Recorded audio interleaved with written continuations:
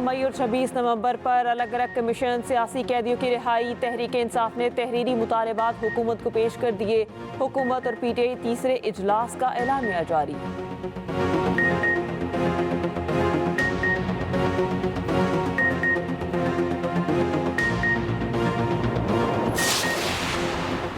वज़ीर आज़म के मुशीर राना सनाउल्लाह कहते हैं अपोजिशन मैंडेट वापसी के मुतालबे पर दस्तबरदार हो गई है। अपोजिशन को जवाब देने के लिए वज़ीर आज़म ने कमेटी बना दी है। सेनेटर इरफान सदीकी ने कहा मुतालबात पर पीटीआई से सिर हासिल बहस हुई।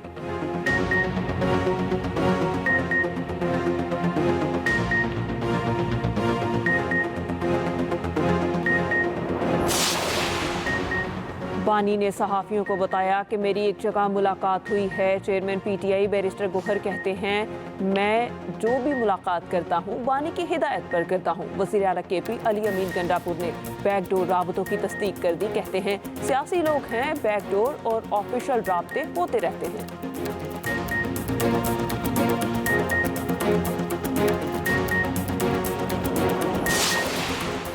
कभी किसी को जलाओ घेराव का नहीं कहा, किसी से नहीं कहा कि तोड़ फोड़ करो। वज़ीर आला पंजाब मरियम नवाज का फैसलाबाद में तकरीब से खिताब, कहा किसी के लिए अपनी जिंदगी खतरे में न डालें।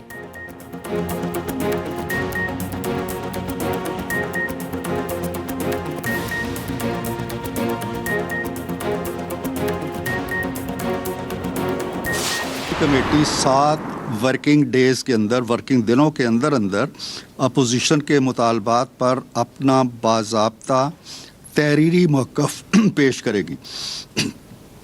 इस दौरान हुकूमती कमेटी में शामिल 7 जमातें अपनी अपनी क़यादत और वकला से मुशावरत और रहनुमाई लेकर इज्तिमाई मौक़िफ़ से अपनी कमेटी को आगाह करेंगी, जो फिर अपोजिशन कमेटी को उसके मुताबिक बताया जाएगा। अपोजिशन कमेटी ने कहा कि उन्हें अडयाला जेल में अपने लीडर जनाब इमरान खान से आज़ादाना माहौल में मुलाकात का मौका दिया जाए। हुकूमती कमेटी ने इसकी तायीद की। हुकूमती कमेटी 7 रोज़ में अपोजिशन के मुतालबात पर तहरीरी मौक़िफ़ पेश करेगी। हुकूमत और पीटीआई तीसरे इजलास का एलामिया जारी। मुश्तरका एलामिया इरफान सदीकी ने पढ़कर सुनाया। कहा अपोजिशन कमेटी ने बानी से मुलाकात का मुतालबा किया। हुकूमती कमेटी की जानिब से अपोजिशन के मुतालबे की तायीद।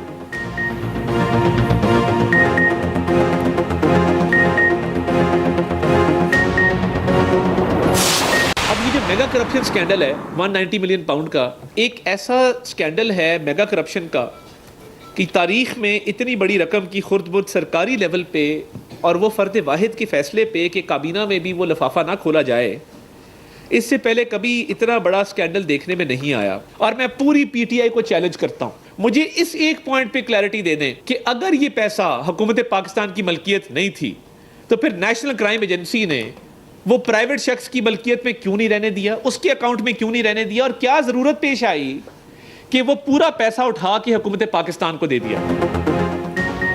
पीटीआई साबित करे 190 मिलियन पाउंड हुकूमत का पैसा नहीं, पैसा हुकूमत की मलकियत नहीं थी तो नेशनल क्राइम एजेंसी ने क्यों दिया। चैलेंज है बताया जाए पैसा हुकूमत पाकिस्तान को क्यों मिला। एक शख्स को इसी से 90 अरब रुपए का फायदा दिया गया। पीटीआई वाले बताएं काबीना में बंद लिफाफा क्यों लाया गया। वफाकी वज़ीर इत्तलात अता तारड़ की न्यूज़ कॉन्फ्रेंस। कहा बानी वो वाहिद लीडर हैं जो कहते हैं कि मेरा कोई जरिया आमदन नहीं, जरिया आमदन नहीं तो लाहौर में 25 करोड़ रुपए का घर कैसे बन गया।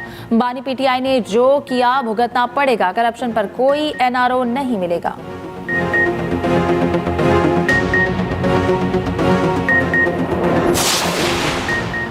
आर्मी चीफ की मौजूदगी में गवर्नर और वज़ीर आला केपी में तल्ख कलामी। वाक़या पेशावर में आर्मी चीफ की सियासी कायदीन से मुलाकात में पेश आया। ज़राए के मुताबिक गवर्नर ने दहशतगर्दी के खिलाफ सूबे को मिलने वाले 500 अरब का मामला उठाया। अली अमीन गंडापुर ने टोक दिया, गलत बयानी से काम ना लेने का कहा। तनाज़े के बाद वज़ीर आला इजलास छोड़कर बाहर चले गए। गवर्नर की बात मुकम्मल होने पर वापस आए। आर्मी चीफ और दीगर सियासी कायदीन ने मामला संभाल लिया। ANP सरबराह की तनकीद पर मामला फिर से बिगड़ गया। एमल वली ने कहा सूबाई हुकूमत में तालिबान बैठे हैं, उनका क्या होगा। वज़ीर आला का तालिबान का नाम लेने का मुतालबा, एमल वली खामोश रहे।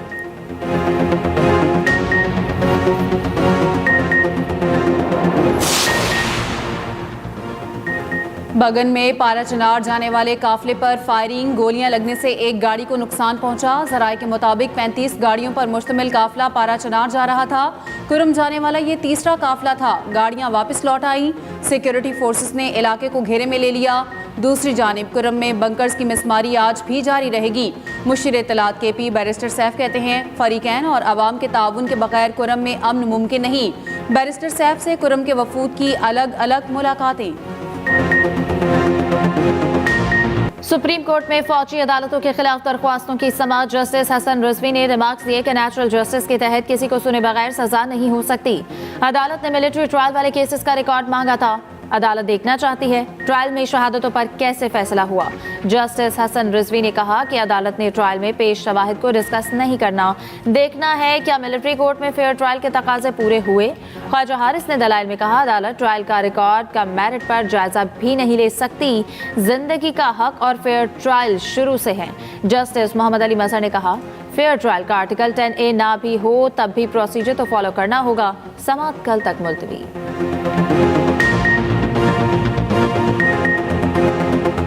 15 माह की जंग और 47,000 शहादतों के बाद अमन की नवीद। हमास और इसराइल के दरमियान जंगबंदी मुआहिदा आखिर तय पा गया। इजलास 19 जनवरी इतवार से होगा। कतरी वज़ीर आज़म ने मुआहिदा तय पाने का ऐलान कर दिया। शेख मोहम्मद बिन अब्दुर्रहमान बिन जासिम अल सानी का कहना है, कतर, मिस्र और अमरीका की कोशिशें कामयाब हो गईं। उम्मीद है मुआहिदा जंग के इख्तिताम का पेश खैमा साबित होगा। मुआहिदे के तहत गजा जंगबंदी मुआहिदा 3 मराहिल पर मुश्तमिल होगा। जंगबंदी का पहला मरहला 42 दिन होगा। हमास 19 साल से कम उम्र के 33 यरगमालियों को रिहा करेगी। इसराइल हर यरगमाली के बदले 30 और हर खातून फौजी कैदी के बदले 50 फलस्तीनी छोड़ेगा। इसराइली फौज गजा सरहद के अंदर खुद को 700 मीटर तक महदूद कर लेगी। इसराइल यौमिया 600 इमदादी ट्रकों को गजा पट्टी में दाखिल होने की इजाज़त देगा। दूसरे मरहले में हमास फौजी यरगमालियों को रिहा करेगी। तीसरे मरहले में इसराइली फौज गजा से मुकम्मल इनखला करेगी।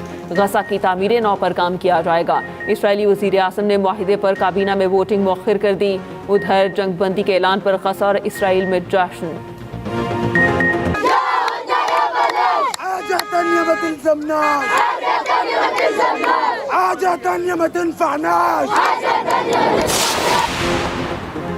अमरीका की बेहतरीन सफारतकारी रंग लाई। इसराइल हमास जंगबंदी मुआहिदा हो गया। अमरीकी सदर जो बाइडन ने भी मुआहिदे की तस्दीक कर दी। कहा, जल्द ही यरगमाली अपने घरों में खानदान वालों के साथ होंगे। बदलती सूरत हाल के पेश नज़र हमास को जंगबंदी के लिए मजबूर किया। नौ मुंतखब अमरीकी सदर डोनाल्ड ट्रंप का भी मुआहिदे का खैर मकदम। कहा, इंतखाब में तारीखी कामयाबी के बगैर ये जंगबंदी मुआहिदा नहीं हो सकता था। व्हाइट हाउस में वापसी से कबल ही बहुत कुछ हासिल कर लिया। हमास ने कहा, मुआहिदा गजा में 15 माह से जारी दलेराना मुज़ाहमत का नतीजा है।